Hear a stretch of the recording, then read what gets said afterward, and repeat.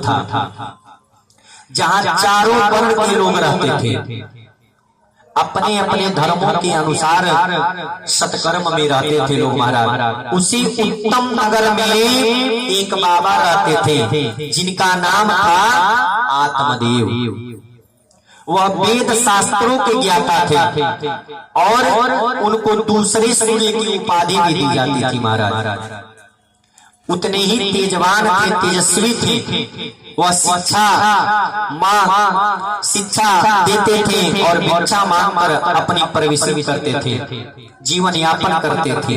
उनकी पत्नी जिनका नाम था धुंधली, जस नाम गुड़ा कि धुंधली नाम की पत्नी उनकी मानो घर की ग्रहदशा थी, मानो घर की ग्रहदशा थी। स्वामी जितना ही सज्जन था, नारी उतनी करकसा थी, नारी उतनी करकसा थी। कि धुंधली नाम की जो इसकी पत्नी थी महाराज, स्वभाव उनका ठीक नहीं था।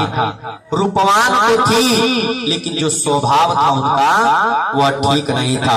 विवादी थी, लोगों से लड़ाई झगड़ा करना उनका स्वभाव था। और आत्मदेव बाबा बड़े सज्जन व्यक्ति थे महाराज, बड़े सज्जन व्यक्ति थे। आत्मदेव बाबा की शादी को काफी दिन बीत गए थे पर कोई संतान नहीं था। बाबा जो पेड़ लगाते थे वह सूख जाते थे, आंगन में जो तुलसी का पौधा लगाते थे वो भी सूख जाती थी। अगर अपने घर पे बाबा जो गाय रखते थे वो भी बछड़ा नहीं देती थी, बांझ रह जाती थी। इससे बाबा बहुत चिंतित रहते थे। आखिर किन कारणों से होता है, बाबा बहुत चिंतित रहते थे। ऐसे ही समय बीतता गया। एक दिन बाबा अपने घर से नगर की तरफ भिक्षा मांगने के लिए निकले। जब निकले सुबह का समय था, एक स्त्री अपने द्वार पर झाड़ू लगा रही थी, झाड़ू लगा रही थी। जब बाबा को आते हुए देखी तो झाड़ू वहीं फेंक कर अपने अंदर चल गई। यह दृश्य देखकर बाबा को बहुत दुख हुआ कि आखिर किन कारणों से यह मुझे देखकर अंदर चली गई। बाबा गए उसके द्वार पर बुलाने लगे लेकिन वह स्त्री बाहर आने को तैयार नहीं थी। बाबा ने पूछा आखिर क्या बात है, आपको हमसे क्या कष्ट है कि आप ऐसा कर रही हैं। तब उस स्त्री ने कहा कि हमने सुना है कि सुबह सुबह अगर जिसका पुत्र नहीं है, जो निसंतान है, उसका मुख देने से पूरा दिन खराब हो जाता है। अब तो बाबा की यह बात बाबा को समझ लीजिए जैसे एक हथौड़े से किसी को एक पत्थर से अगर मारा जाए जितना चोट लगे, बाबा को उसकी बातों से चोट लगा मारा। बाबा को बहुत गलानी हुई और वहां से अपना सिर नीचे करके बाबा घर को भी नहीं गए और बाबा अपने मन में यह निष्ठा कर लिए कि अब मैं प्राण त्याग दूंगा।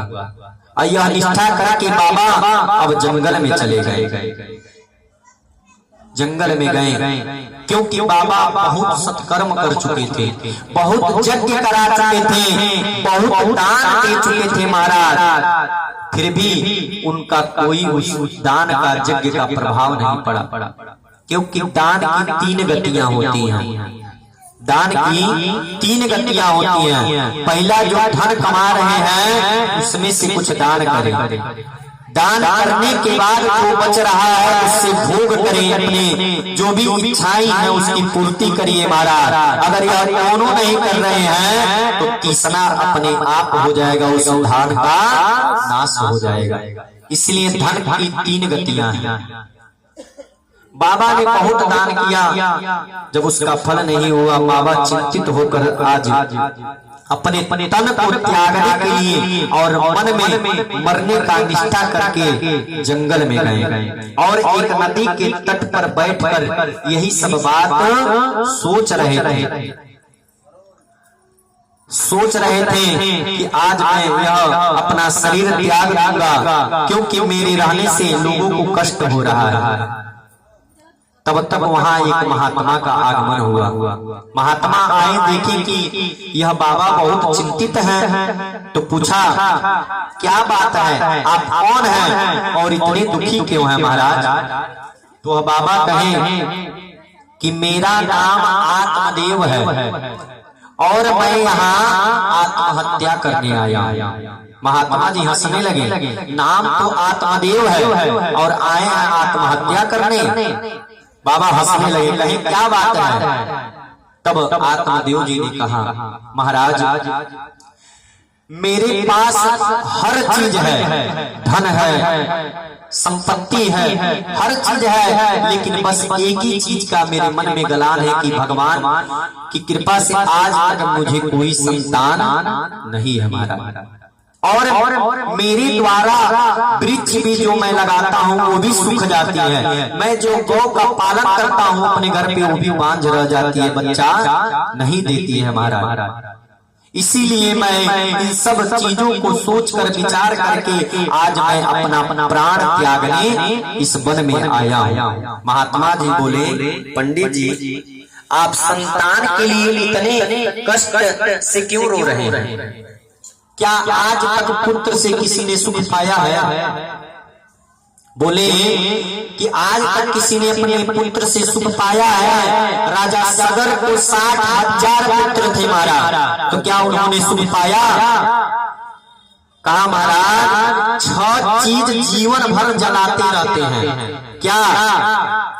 कि बुरे गांव में बसना, बुरे गांव में बसना, कुलहीन की सेवा, बुरा आहार, क्रोधित स्वभाव और मूर्ख पुत्र, विधवा कन्या, यह 6 चीज महाराज जीवन भर सताती है, जीवन भर सताती है। अगर किसी नगर में जाके आप बस रहे हैं, नए हैं, और वहां खाली मदिरा का पान हो रहा है, स्त्री गमन हो रहा है, जुआ खेला जा रहा है, और आप अकेले जाकर एक घर बना के आप संत हैं, महात्मा हैं, रह रहे हैं, तो जीवन भर सोचेंगे कि कहां से कहां हम आकर यहाँ निवास ले लिए, जीवन भर पछताएंगे।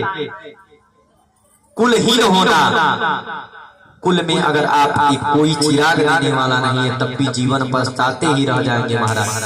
अगर आपकी कन्या का विवाह हुआ है और उम्र रहते अगर वह कन्या विधवा हो जाती है तो जीवन भर पछतावा होता है। एक माता पिता को उससे बढ़कर कोई दुख नहीं होता है, उसके सामने एक उसकी पुत्री विधवा अगर रहे सबसे बड़ा दुख है। महात्मा जी ने कहा महाराज यह 6 जीवन भर सताती रहती है। इसीलिए पंडित जी आप बड़े सुखी हैं, वरना आप अगर मोह माया में फंसेंगे, आवागन में चक्र में फंसेंगे तो आप मुक्त नहीं हो पाएंगे। इससे अच्छा है आप भगवान का भजन करो और मानो साधु बन जाओ, बड़ा सुख पाओगे, क्योंकि इससे अच्छा सुख कहीं मिलने वाला नहीं है। कहते हैं कि दीन कहे धनवान सुखी, धनवान कहे सुख, राजा तुम्हारी, राजा कहे महाराजा सुखी, महाराजा कहे सुख, इंद्र को भारी, इंद्र कहे चतुरानन सुखी, चतुरानन कहे सुख, ब्रह्मा को भारी, तुलसीदास बिचारी कहे, हरि नाम बिना सब जीवा दुखारी। एक दिनवान बहुत बड़ा अमीर होता है, उसके मन में होता है कि हमसे अच्छा वो राजा है जो अपना राज्य चला रहा है, बड़ी सुखी है वो। और जब उस राजा से पूछा जाता है तो राजा कहता है हमसे अच्छा इंद्र है जो इंद्रासन में बैठे हैं हमारा, उनसे अच्छा सुख और कुछ नहीं हो सकता है। और जब इंद्र से पूछा जाता है तो कहते हैं कि हमसे अच्छा, हमसे सुखी तो ब्रह्मा जी है जो सृष्टि का वर्णन कर रहे हैं हमारा, हमसे सुखी वही है। लेकिन तुलसीदास जी ने सबके भाव को स्पष्ट करते हुए बताया महाराज कि संसार में अगर सबसे बड़ा सुखी है तो जो राम नाम का संकीर्तन कर रहा है हमारा, वही सबसे बड़ा सुखी। आत्मदेव ने कहा बस हो गया आपकी बात। आप महात्माओं में एक सबसे बड़ी कमी है तो यही है कि आपके पास जाने पर आप बस यही वेद वेदांत की बात बखानने लगेंगे, यही सत्संगत करने का बात बखानने लगेंगे। क्योंकि हमने भी सुना है महाराज कि सुनता हूं जो पापी अपने जीवन में पुत्र न पाते हैं, जीवन में पुत्र न पाते हैं, वह स्वयं नरक में जाते हैं, पुरखों को भी ले जाते हैं, पुरखों को भी ले जाते हैं। महाराज हमने भी तो सुना है कि जो पुत्र नहीं पाते हैं वह नरकगामी होते हैं। नरकगामी अपने तो होते ही हैं, अपने पूर्वजों को भी नरक में ले जाते हैं। और आप कह रहे हैं कि सबसे बड़ा सुखी वही है जिसका पुत्र नहीं है।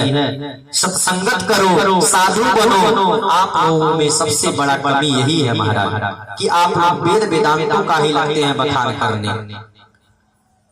महात्मा ने कहा देखो ब्राह्मण, तुमसे कहना नहीं चाहता था, लेकिन हमने तुम्हारी मस्तक की रेखाओं को पढ़ लिया है। तुम्हें एक जन्म कौन चलाए, तुम्हारे 7 जन्मों तक कोई पुत्र नहीं है। तुम्हारी ललाट बता रही है, तुम्हारी ललाट की रेखा बता रही है कि तुम्हें आने वाले 7 जन्मों तक कोई पुत्र नहीं होंगे। अब तो यह सुनकर बाबा बहुत दुखी हुए और दुखी होकर रोने लगे महाराज, और महात्मा जी के चरणों में गिर गए कि महाराज, कहा महाराज मैं कुछ नहीं जानता, एक तो बात बस जानता हूँ कि आप जैसे संत लोग अगर चाह दे महाराज तो कुछ भी अनहोनी को भी होनी आप बना सकते हैं। हमारा जो नहीं होने वाला है आप कर सकते हैं। आप महात्माओं में ऐसा तत्व है, आप लेख को भी बदल सकते हैं। तब महात्मा समझ गए कि यह ऐसे मानने वाला नहीं है। जब तक इसको पुत्र का लाभ नहीं पड़ेगा तब तक यह बाबा समझने वाला नहीं है। महात्मा जी ने अपने झोली से एक फल निकाले और अभिमंत्रित करके उस बाबा को दिए, कहे बाबा ले जाकर अपनी स्त्री को दे दीजिएगा, खिला दीजिएगा और कहिएगा कि सदाचार से रहेगी, भगवान का संकीर्तन करेंगे, जिससे आपको एक निष्ठावान पुत्र की प्राप्ति होगी। अब तो बाबा बहुत प्रसन्न हुए, हंसते हुए झूमते हुए भगवान का स्मरण करते हुए अपने आश्रम पे आए। आश्रम पर आकर वह सब बात धुंधली से बताए और वह फल देकर धुंधली से कहा कि यह फल को खाने से गर्भ रहेगा, महात्मा जी का आशीर्वाद है, जिससे हमें पुत्र रत्न की प्राप्ति होगी। और जब इतना बात धुंधली ने सुना तो मानो जैसे सब जो भी विपत है उसी समय उसके सर पर आ गया। वह तो चिंतित हो गई, यह कैसा फल बाबा ने ला दिया, इसको मैं खाऊंगी तो मेरा जो सुंदरता है वह खराब हो जाएगा। मैं तो सुनी हूँ कि जब गर्भवती में कहीं कहीं प्राण भी त्यागना पड़ता है, तो कहीं मैं इस फल को खाई गर्भवती हुई मेरा मृत्यु हो गया तब मैं क्या करूंगी। अब यही सब विचार करने लगे, सोचने लगी कि मैं इस फल को नहीं खाऊंगी, मुझे बहुत कष्ट मिलेगा, यह सोच रही थी। तब तक वहीं पे उसकी बहन आ गई, धुंधली की बहन आई। धुंधली आई, बहन आई, कहीं क्या बात है बहन, तुम बहुत चिंतित लग रही है, क्या बात है। तब धुंधली ने बताया कि बाबा को कोई